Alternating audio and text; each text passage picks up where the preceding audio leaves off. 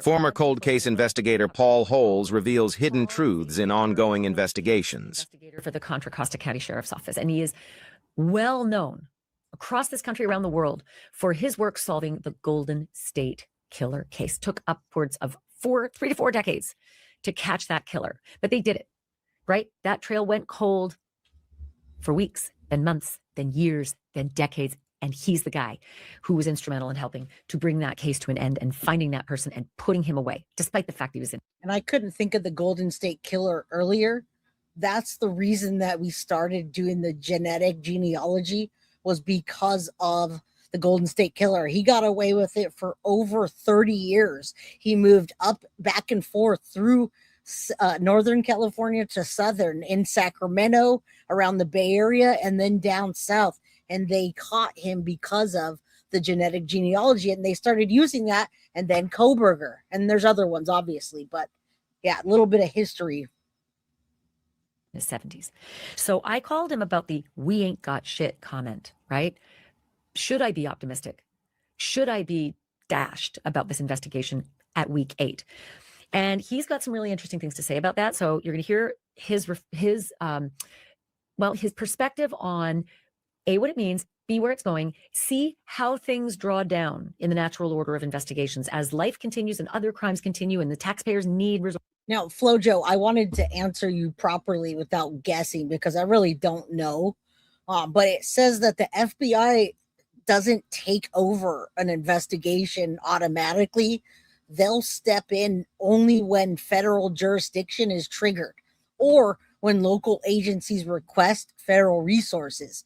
In most cases, the FBI works with local police as a joint venture, as a joint thing. They don't just come in and take over. Now, I got to tell you right now, Flojo, if Sheriff Nanos were to resign next week, I have a feeling that FBI would then take over it. All right, let's continue. Sources elsewhere, how things shrink when they expand, how they shrink again. So he's going to tell you about that in reference to the Guthrie investigation. But also, I asked him a few other things about my source and the information I learned earlier this week, which was that the blood pattern outside the front door, which is on the entranceway of her home, outside her front door, the blood spatter pattern that goes down the front walkway, how my source said it is replicated inside the home, right over the threshold and into the front entrance, hallway, foyer, however you describe the front entrance of someone's home as you get inside, that those blood droplet patterns are identical right there. I've learned where in the house that blood was, and it's right inside the front entrance of the home, the foyer, the hallway, whatever it is, but nowhere else. It starts there at that front entrance inside. It goes over the threshold and outside. And like I said, guys, can you imagine Nancy saying, "I don't want to go"? Like, what do you, I mean, if it were 1 or 2 people, they were probably walking her as they step up to the front door to leave. You heard Savannah say her mother's, has faith, the survivor. She's got a cocky attitude. She's very prideful. So maybe they got to that front door and she wasn't listening and they smacked her up or pinched something on her arm or did something to do that. Yeah, they would work together, but Nano sucks and he should resign because he's, in my opinion, messed this case up and he's compromised so much evidence. And the DNA that they do have in this case, instead of sending it to Quantico where the FBI could turn that around fast, he sent it to his local office. Now, you guys know there can be degradation. Every time you run a test on DNA, it gets degraded to a point where you have nothing left to test. Now, if that DNA was mixed with Nancy Guthrie's DNA, like they said it was, then there's not a lot of it to begin with.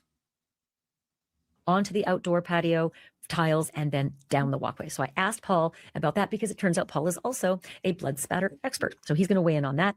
Then I also asked Paul, before Savannah spoke, about Savannah's words were, the back doors were propped open. She said it twice.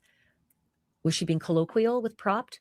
Because 3 different law enforcement investigators and sources of mine have said back door wide open. There are 3. I know. Now listen, and maybe again they took her through the front because the back, when you look at the house, you can see the house behind me. There's just a bunch of trees and like high desert, whatever that terrain is. So it would be really hard to get her out of the out of the back door to get to any kind of vehicle or anything. So maybe that's why they went through the front door, because it was easier to get her straight out of the front door, right through the driveway, and the car was there to pick her up. That's where the blood started. That's where the blood started in the house and stopped, is when the end of the driveway came up where somebody would have pulled up. Hence the cars that we are looking for that night. Still, we've heard nothing about them. I said too in another podcast, we have since discovered a door you can't see in any of the pictures or video, but it's a door that goes into the kitchen sideways to the house. If you're looking from the backyard at the back of the house, it's a perpendicular door, so you cannot see it unless you were to look over at it, but it enters into the back patio where the patio furniture is in the backyard. And there are 3 doors. And she said back doors propped open.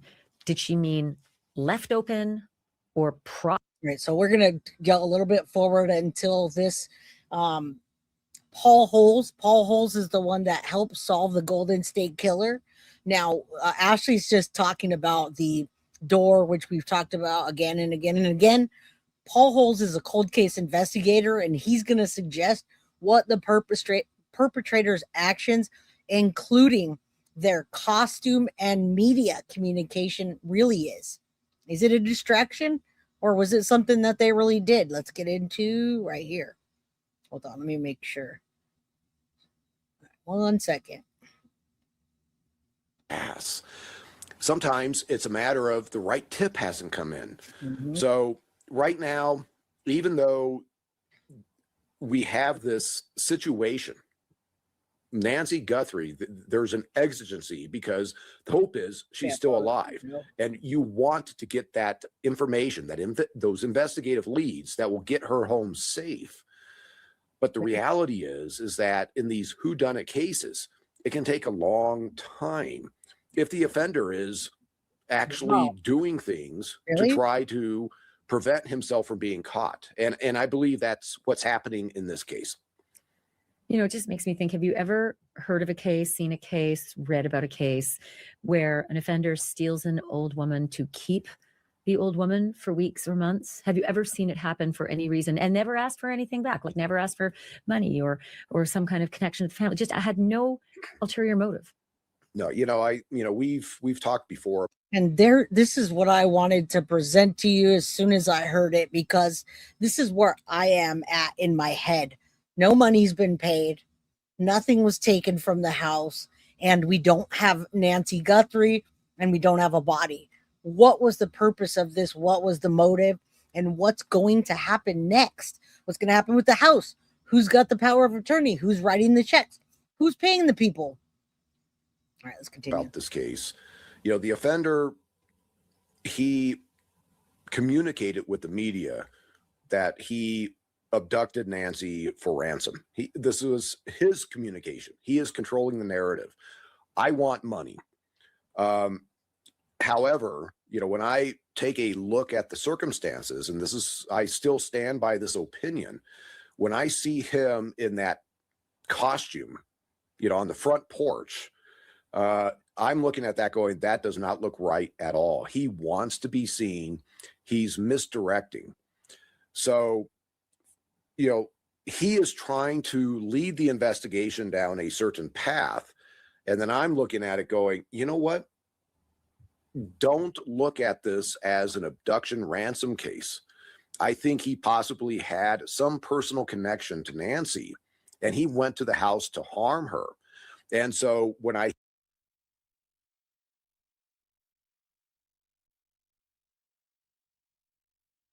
How the heck did I mute myself? That is what he's saying is literally where we are in my head in the investigation, with no information, no ransom notes, no more demands. Everything's just stopped. That's where we are right now. I was muted for a second. I got you. I hit the microphone. That's why. Here, an inside source that you've developed that we don't have anything on this case. So it's like, okay, so what was the assumption? Let's back up. You guys may have followed a certain investigative path, a certain forensic path, and it hasn't panned out after almost 8 weeks. Let's, resettle, let's reevaluate and start looking at other possibilities where this offender actually has some level of connection to the. Okay, do you guys see that now? He's starting to knock, and we know that the camera is right there by next to the door, the black gate, and there's the handle. He's doing this to the door, and he's grabbing for the handle right here, in my opinion. Family to Nancy. I can't tell you where that would be, but he has targeted Nancy for a reason. But it sounds to me like you're talking about him being a mastermind. Like, I'm going to cosplay and misdirect and then take her and then send fake ransom notes to TMZ and the local media. Like, that's not a real ransom, seeker. They don't go to the media. They say, don't go to the media. Don't go to the police.